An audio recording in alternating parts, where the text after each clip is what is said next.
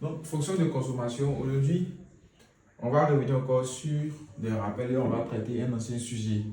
Voilà, un ancien exercice du devoir, UMESI.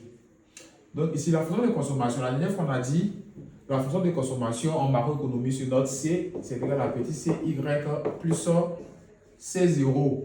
Voilà, on a dit C, c'est la fonction de consommation.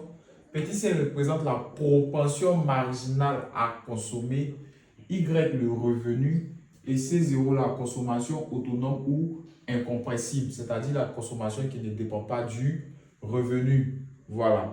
Donc aujourd'hui ici, on sait comment déterminer l'épargne à partir de la fonction de consommation. On a dit pour avoir l'épargne, on pose toujours que Y égale à C plus S. Donc si on veut S, en macro, S c'est l'épargne. Si on veut S, S c'est égal à quoi? Y moins C. Or, on connaît l'expression de C. C c'est égal à petit c, Y plus C0. Donc on va remplacer C par son expression qui est égale à Y moins petit c, Y plus C0. On va développer S égale à petit Y moins petit c, Y moins C0. Ici, on peut mettre le Y en facteur. Si on prend le Y ici, il va rester quoi? 1.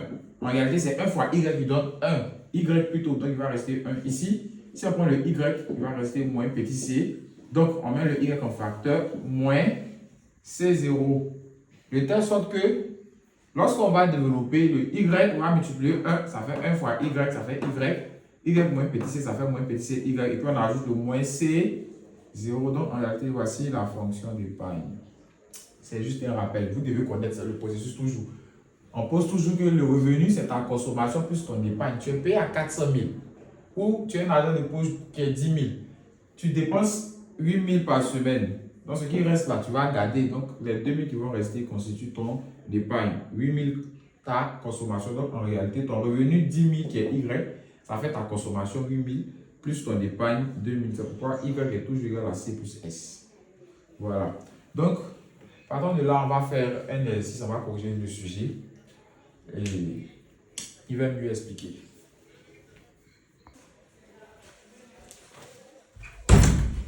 Voilà. Donc, on va corriger le sujet. C'est un exercice du TD. Et puis aussi, donc ici on a C. C égale à 120 plus 0,9 Y. Première question. On vous demande que représente grand C et Y. C'est la première question. Que représente grand C et Y? Donc ici, quand on vous demande que représente grand C et Y, c'est que dit ici grand C, c'est la fonction d'épargne, c'est la fonction de consommation, c'est la fonction d'investissement, c'est la fonction d'imposition, etc. Ici, grand C. On sait que grand C, ici, notre étude porte sur la fonction de consommation keynésienne. Donc ici, grand C représente la fonction de consommation. Et dans la consommation, oui, vous voyez bien la différence. On parle de consommation lorsque C égale à 200, peut-être 200 000. Donc 200 000 représente ta consommation, c'est-à-dire ton niveau de consommation par mois. Tu dépenses 200 000 francs. Mais une fois que tu as C égale à 0,9 Y plus 200 000, est-ce que ici tu peux connaître ta consommation? Tu ne peux pas connaître ta consommation. Ta consommation va dépendre de ton revenu. Si tu es payé à 500 000, partant de là, tu pourras avoir le niveau de consommation. Donc ici, ce n'est pas le niveau de consommation. C'est une fonction, c'est-à-dire la consommation est fonction du revenu Y. Donc ici, on ne peut pas venir dire que C représente la consommation. Non. C représente la consommation lorsque C est une valeur. On connaît, tu consommes combien. Mais ici, on ne sait pas, tu consommes combien. Donc c'est une fonction. C, ici, c'est une fonction de consommation. Parce que C est fonction du revenu. Voilà. Donc ici, si on veut interpréter, on va dire quoi? C, vous écrivez C représente la fonction de consommation. Ici, le Y représente le revenu. Donc vous écrivez ça. C'est la réponse. La deuxième question. On nous demande maintenant que représente 120 et 0,9. Que représente 120 et 0,9? Ici, on avait dit quoi? De façon générale, la fonction de consommation, c'est ça fait petit c, Y plus C0. On a dit C0, pour ceux qui n'ont pas suivi, C0, vous pouvez écrire, représente la consommation autonome ou incompressible. Si on veut vous demander c'est quoi? C'est la consommation qui ne dépend pas du revenu. Voilà. Y, vous écrivez, c'est le revenu. Toujours, vous devez mémoriser ça. Vous devez connaître ça par cœur.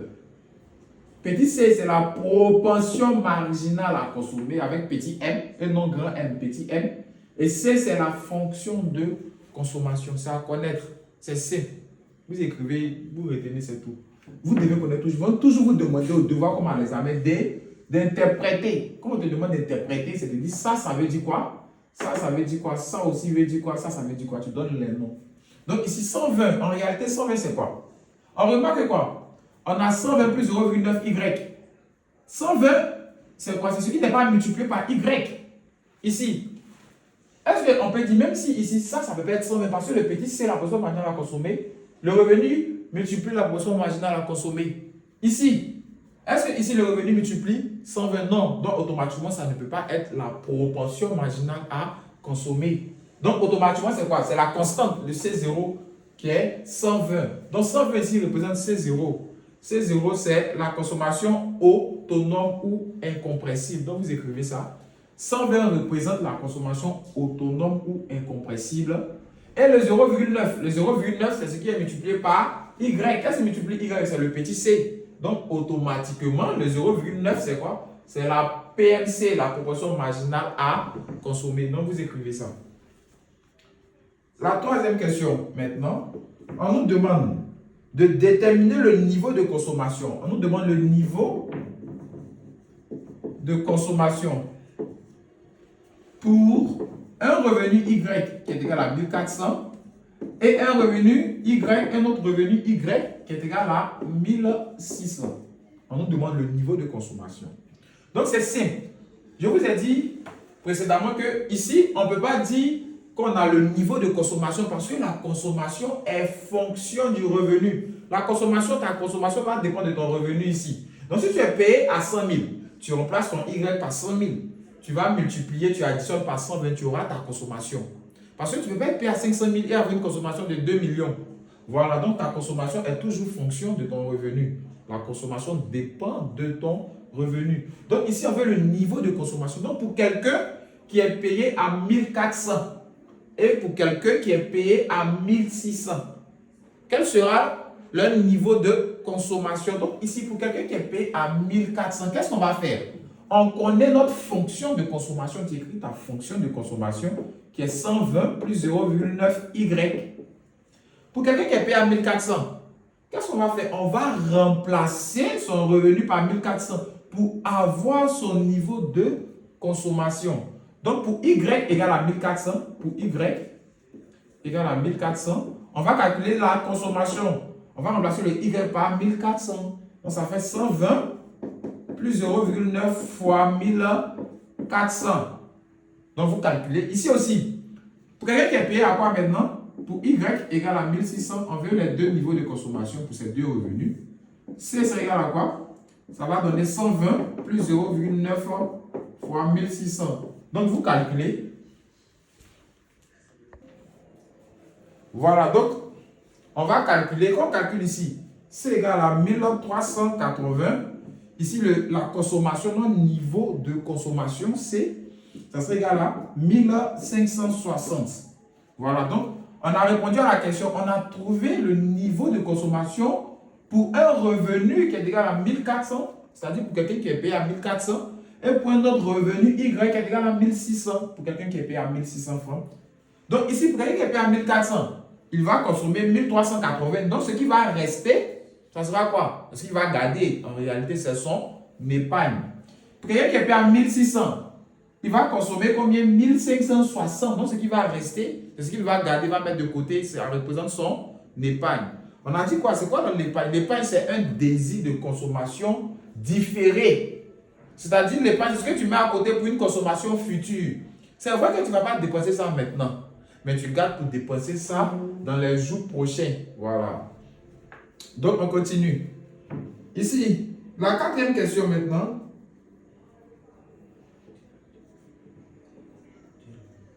On nous demande de représenter la fonction d'épargne.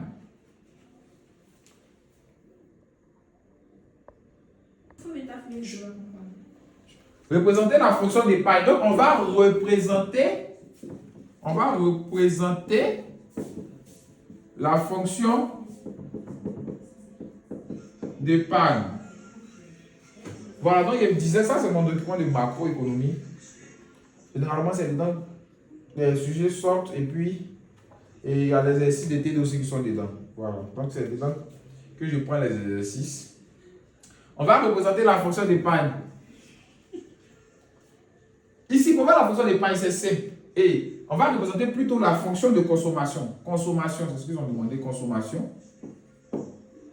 On sait que notre fonction de consommation, C, c'est égal à 120 plus 0,9 Y. Pour représenter, c'est comme en terminale, c'est simple.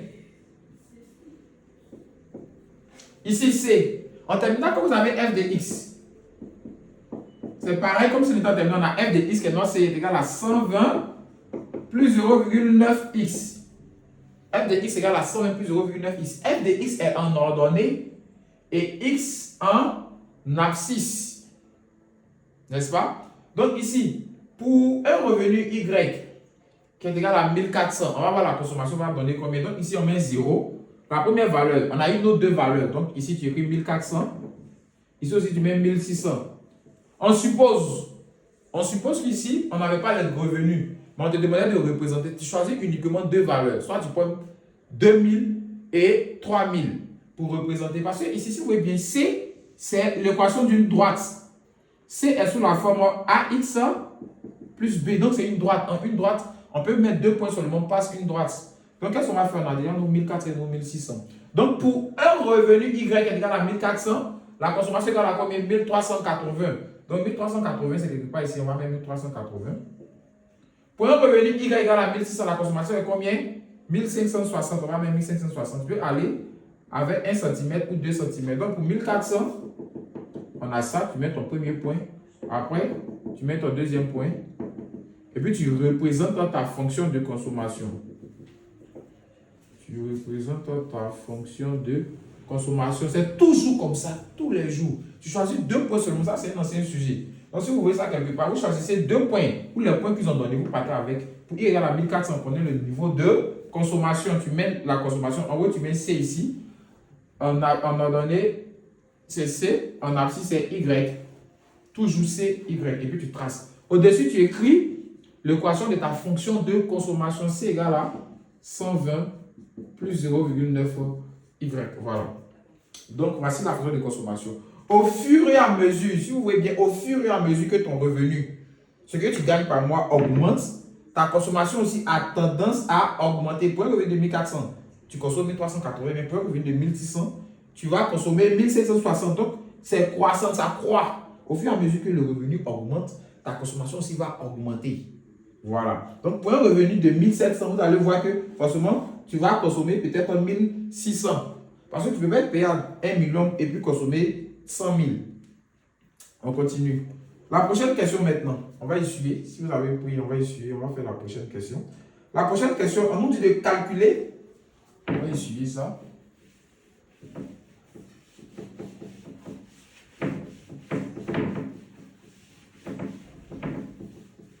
La prochaine question 4. La question